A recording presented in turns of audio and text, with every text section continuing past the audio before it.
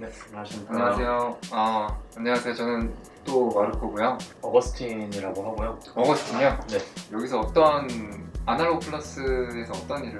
영상 처리 및 인공지능 쪽, 딥러닝 쪽을 담당을 하다가 이번에 이제 자율주행을 위한 라이다 센서를 다루는 일을 이제 하고 있습니다. 라이다라고 하면 이제 모르는 사람들이 굉장히 많을 테니까 네, 라이다는 뭐의 준말인가요? 라이다의 준말이요. 일단 제가 알기로는 레이저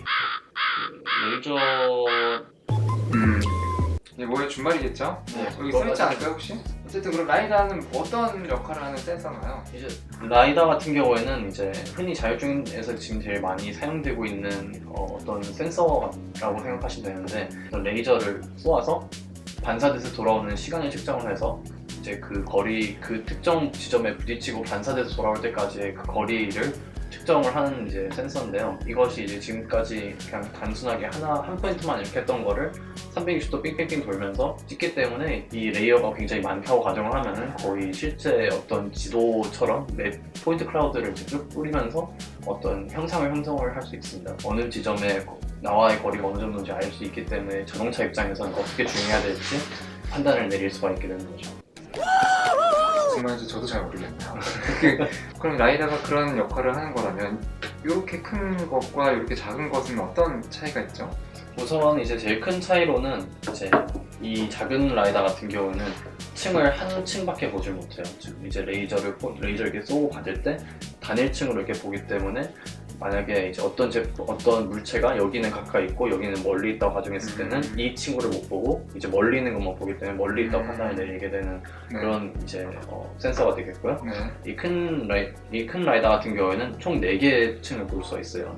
이렇게 4개의 층을 볼 수 있기 때문에 어느 정도 이렇게 굴곡이 지형이어도 4개의 층 정도로는 이제 구분을 해서 어디 더 높은 곳이 더 멀리 있는지 가까이 있는지 판단을 할 수가 있고요. 이제 더 정확도를 높이기 위해서는 이 점들이 이렇게 뱅뱅 돌면서 이렇게 360도 돌면서 이렇게 특정한 이 지점들이 촘촘하면 촘촘할수록 더 정확도가 높겠죠. 얘 같은 경우에는 이제 이 제품보다 훨씬 더 촘촘하게 볼 수 있다고 생각하시면 돼요. 그럼 이런 라이다는 왜 무인 자동차에 쓰는 거죠? 그전에는 어디에 썼나요? 라이다를 이제 무인 자동차에 사용되게 된 계기가 우선 원래 그 전에 자율주행 자동차들은 원래 카메라를 이용을 해서 혹은 뭐 다양한 이제 센서들을 이용을 해서 주행을 시키려고 했으나 카메라의 경우에는 이제 데이터를 정확하게 처리하는 것이 그때 당시 지금도 굉장히 제한되는 상태이고 센서를 여러 개 달다 보니까 이제 가격도 많이 나가지고 자동차가 굉장히 번잡해진 단점이 있었는데 이 라이다 센서가 이제 개발이 되면서 가격이 떨어지기 시작하면서 자동차에 투입이 돼서 어쨌든 오늘 센서 이렇게 설명해 주셔서 감사하고요. 좀 이따 연구실에서 좀 시연도 보여주시고 네네. 그래주시면 감사하겠습니다. 네, 알겠습니다. 감사합니다. 네, 감사합니다. 유학 잘 다녀오세요. 네, 감사합니다. 안녕하세요. 네, 안녕하세요. 오늘은 어떤 걸 보여주실 거죠? 네, 오늘은 이제 저희가 이제 라이다를 실제로 이제 다루는 것을 이제 보여드릴 이제 예정이 있고요. 그래서 이제 지금 화면에 보시는 바와 같이 이렇게 저희가 움직이면은 이 여기서 쏘는 이제 데이터를 이제 저렇게 시각화를 해서 지금 현재 저희가 있는 이 공간 정보를 이렇게 그림으로 비주얼라이제이션해서 볼 수가 있는 것을 볼 수가 있고요. 이 세팅에 대해서 간단하게 설명을 드리자면은 이제 베이직 세팅에 들어가셔서 보시면은 현재 이제 이 라이다라는 게 결국 이게 한 바퀴 이렇게 돌면서 데이터를 쭉 쏘고 받아들이는 그 센서인데요. 네. 이거의 속도가 이제 12.5Hz고 곱하기 4라는 것은 4개 레이어이기 때문에 한 레이어당 12.5Hz 주기로 이것을 데이터를 받는다라고 생각하시면 되고요. 앵귤러 레졸루션은 0.25도, 즉 이 레이저를 이제 얼마나 조밀하게 쏴서 이제 데이터를 받느냐 할 때 한 포인트와 한 포인트 사이의 거리가 0.25도를 준다고 하는 것이고, 그러면은 이거를 간격을 뭐 넓게 넓힐 수도 있고 그렇죠. 수도 더 있겠네요. 좁히는 게 아마 0.25도가 이 제품의 최대고요.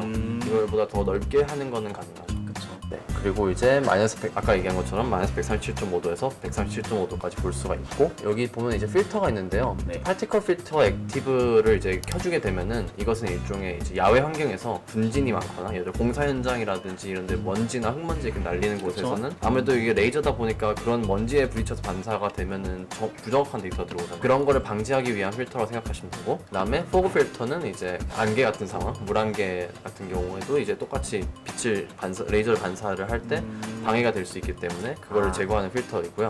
네. 이제 미디엄 필터 같은 경우에는 이제 앞에 프레임이라고 하죠. 앞에 프레임과 뒤에 프레임의 네. 중간 값을 이용해서 이게 값이 확 튀는 것을 방지해주기 위한 필터라고 생각하시면 됩니다. 어느 정도 균일화를 시켜준다고 생각하면 그렇게 생각하시면 편합니다. 이 라이다를 어떻게 사용하냐에 따라서 이제 쓰임새가 달라질 텐데 이렇게 정방향으로 설치할 수도 있고 네. 이렇게 뭐 기울이거나 이렇게 아. 기울이거나 뭐 이렇게 다양하게 설치를 할 수 있잖아요. 네. 그거를 이제 세팅을 해주기 위해서 마운팅 포지션이라는 세팅 값이 있는데 네. 이렇게 5가지의 프리셋이 존재를 하고 그 다음에 adjustable이라는 세팅을 하게 되면은 우리가 원하는 각도의 액셀레이터를 이렇게 조절을 해서 마운팅을 해줄 수가 아, 있어요. 그래서 이제 어플리케이션으로 넘어가면은 이제 레인징이라는 게 있는데요. 지금 보시면은 터미널 창을 띄울 텐데요. 이 터미널 창을 보면은 지금 실시간 데이터들 이렇게 들어오는 것을 볼 수가 계속 있습니다. 뭐가 숫자랑 문자가 계속 뭐 이렇게 생겨요. 네, 이 숫자와 문자들이 사실은 이렇게 나오고 있는 이거에 대한 실제 정보를 이렇게 글로 표현된 거라 생각하시면 되고요. 이 글을 이렇게 사람이 보기 편하게 다시 바꿔주는 작업을 이 프로그램, 소파스라는 이 프로그램이 해주고 있다고 생각하시면 됩니다. 그래서 보면은 이제 이 어떤 정보를 이 여기에 표현을 해줄 것인가라는 거를 이렇게 5가지 항목에 추가를 할 수 있는 건데요. 기본적으로 이제 아무것도 안 들어오게 된다면은 이렇게 약 4,300개, 4,400개의 길이의 데이터가 들어오는데 이 데이터 같은 경우에는 이제 지금 현재 4개 층이 있다 했잖아요. 총 그쵸? 4개 층 중에 몇 번째 층인지 1부터 4까지 어느 레이어인지 그 다음에 각 0.25도 마이너스 137.5도부터 137.5도까지 0.25도 간격만큼 포인트를 찍는다 했잖아요. 그렇죠. 각 이 위치에서 그 찍은 위치까지의 거리 값을 나타내는 데이터들이 이렇게 들어오고 있습니다. 이제 RSSI 같은 경우를 이제 켜주게 되면은 이제 이 빛이 반사되고 온 강도가 이제 달라진단 말이죠. 네. 일정한 빛의 강도를 쏴주지만 반사되는 물체의 색깔이나 질감에 따라서 반사돼 돌아오는 그 결과값이 달라지는데 그거에 따라서 우리가 또 어떤 분석을 할 수가 있기 때문에 그런 분석을 원한다면은 여기는 이 RSSI를 이제 켜주면은 아까 4,300이었던 것이 약 7,600 정도로 이제 거의 2배 가까이 커졌네요. 네, 2배 가까이 이제 더 많은 데이터가 들어온 것을 볼 수가 있고요. 그리고 마지막 미인 필터는 앞서 말씀드렸던 그 미디엄 필터와 같은 역할을 한다고 생각하시면 되는데 이것을 켰을 때 미인 필터를 몇 개를 쓸 건지 볼 수가 있어요. 네. 지금 같은 경우 2개니까 앞에 프레임과 현재 프레임 이 2개를 가지고서 하는 건데 많아지면은 많아질수록 점점 더 이제 느려지는 대신에 평균 값을 더 많이 잡아서 이제 보는 것을 볼 수가 있어요. 그래서 이것은 이제 이렇게 사용을 하는 것이고 그러면은 지하로 이동해서 그 팀이라는 센서를 한번 알아보도록 하겠습니다. 네, 감사합니다. 네, 이번에 보여드릴 영상은 이제 팀이라는 이 소자인데요. 지금 화면에 보시는 이 조그마한 소자, 이 소자가 바로 이제 팀이라고 하는 센서입니다. 이거는 아까 보여드렸던 MRS-1000보다 훨씬 작은 버전이고, MRS-1000 같은 경우는 4가지 레이어를 이제 볼 수 있었던 반면 이것은 단일 레이어밖에 볼 수가 없습니다. 그러면 이제 이 레이어를 지금 어떻게 사용하는지 보여드릴게요. 지금 화면에 보시면은 이제 팀 앞에 이제 저희 PD님께서 지금 서 계시고, 지금 이 화면을 보시면은 여기 움직이고 있는 이 물체가 우리 PD님의 움직임이라 보시면 되겠습니다. 자, PD님 지금부터 천천히 뒤로 가주세요.